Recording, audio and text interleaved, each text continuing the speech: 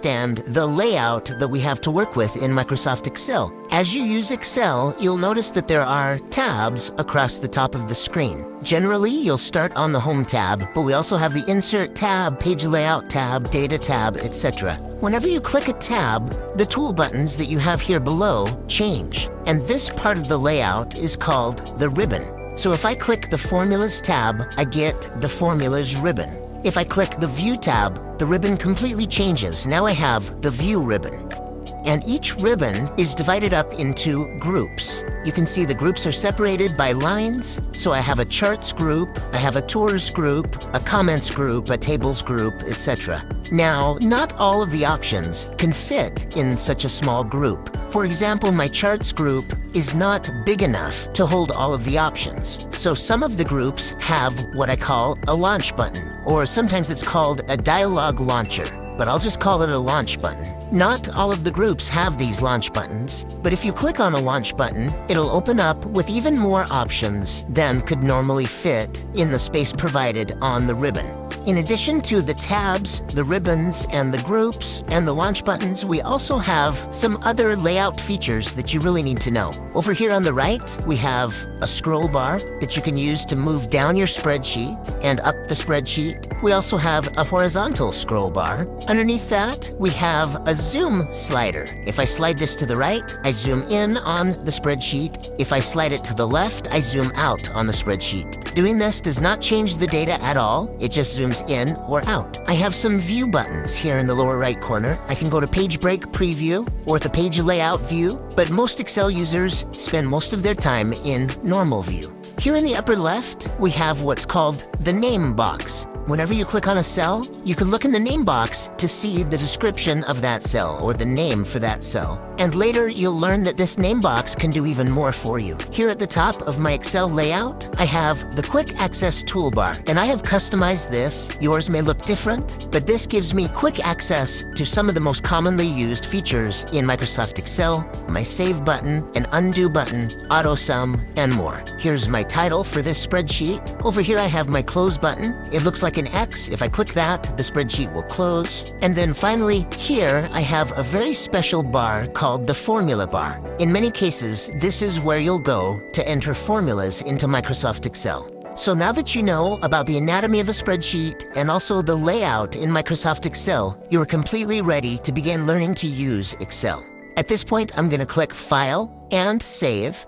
But because this is my first time saving this document, it's having me do a Save As. I need to decide where to save this Excel workbook, so I'm going to click on Browse, and I'm just going to save it in My Documents, and I'll just write a name for it, Excel for Beginners, Complete Course, and Save. It's time now for the second segment of this course, which is how to enter cell values in Microsoft Excel. And let's say I work for a small business and I've been asked to create a payroll spreadsheet for the employees. Here in column A, I'd like to have the employee ID numbers. In column B, the employee names, and then some information about their wages, the hours worked, how much they are owed, etc. And anytime in Excel, when you want to enter data into a cell, it's important to first select that cell. There's a saying that I heard once that I use over and over, which is select to affect. If I want to affect this spreadsheet, if I want to affect the data in the spreadsheet, first I have to select something. So I want to affect A1, so I'll select it. Just by clicking on it once, I can now affect it by typing. So let's say the employee ID number for employee 1 is simply 1. I type the number 1 and that data appears in the cell, but it's not truly entered in the cell until I tap Enter or Return on the keyboard. Now the data is inside that cell. Notice when I tapped Enter, the active cell moved down 1. And that's great because that's where I want to type the next number, 2. Enter, 3, Enter, 4, Enter. And I could just continue to do this down the spreadsheet. But that is kind of a repetitive task, and Excel has a built-in feature to make it so it's not so repetitive. There's something called the fill handle, or the autofill handle in Microsoft Excel. And the way it works is that it's been set up to identify patterns, and then to extend those patterns.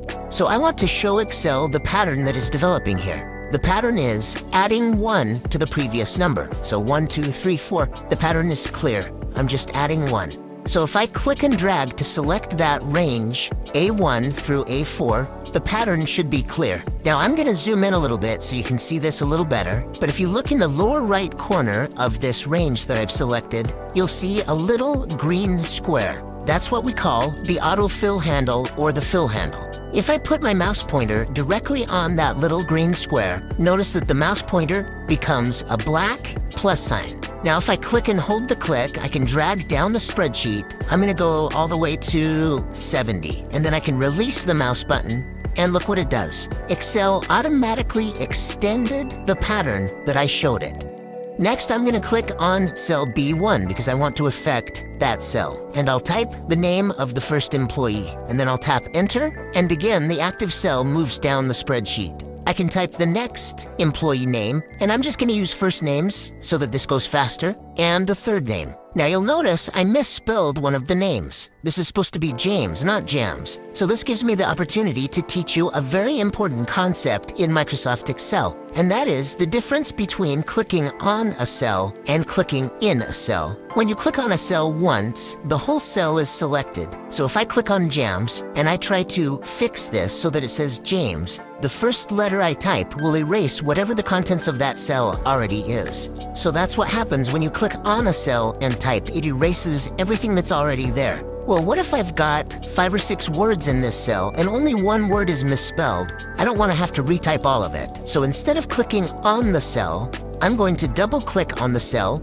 and that gets me inside the cell. Now you can see my flashing cursor, and I can use the arrow keys to move that cursor to exactly the right place, and then I can type and fix the misspelled word. Then I can tap enter on the keyboard, and that correction is entered into the cell. Now, as you're entering data into Excel, every time you tap enter, the active cell should move down. But what if you need to move up? You can hold the Shift key and tap enter, and that should move you up the spreadsheet. Give me a few seconds to finish entering names, and then I'll resume. Now that I've finished my list of names, I'm gonna click here on cell B1 because I need to show you, in addition to moving down the spreadsheet by tapping enter and up the spreadsheet by using Shift enter, you can move right and left by using the tab key. So if I tap tab, I move to the right. Now I'm on cell C1, and I can type in the hourly wage of Julia. If I need to move to the left, you can probably guess what keys I need to press. Shift tab moves me to the left. So enter is down, shift enter is up, tab is to the right, shift tab is to the left. So I'm going to tab over to cell D1, and I'll put in the number of hours Julia has worked in this month, 160.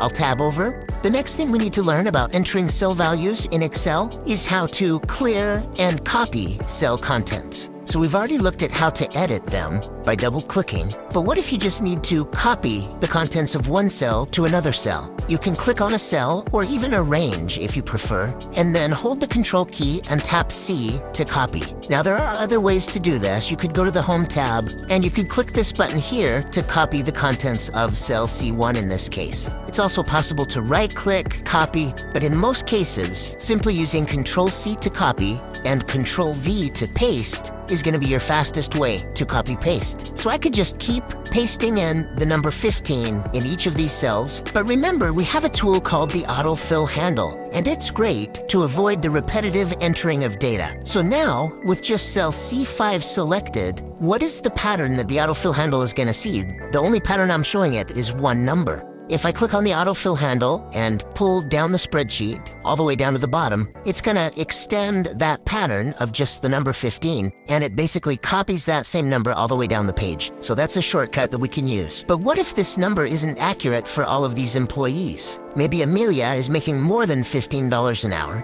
I could click on that cell and just overwrite it with another number, tap enter, and that's a very fast way to do it. But there are times when you need to not only delete the information that's there by either overwriting it or tapping the delete key or backspace key on the keyboard, but sometimes you need to completely clear everything that's in that cell, not just the data, but maybe also the formatting and other information.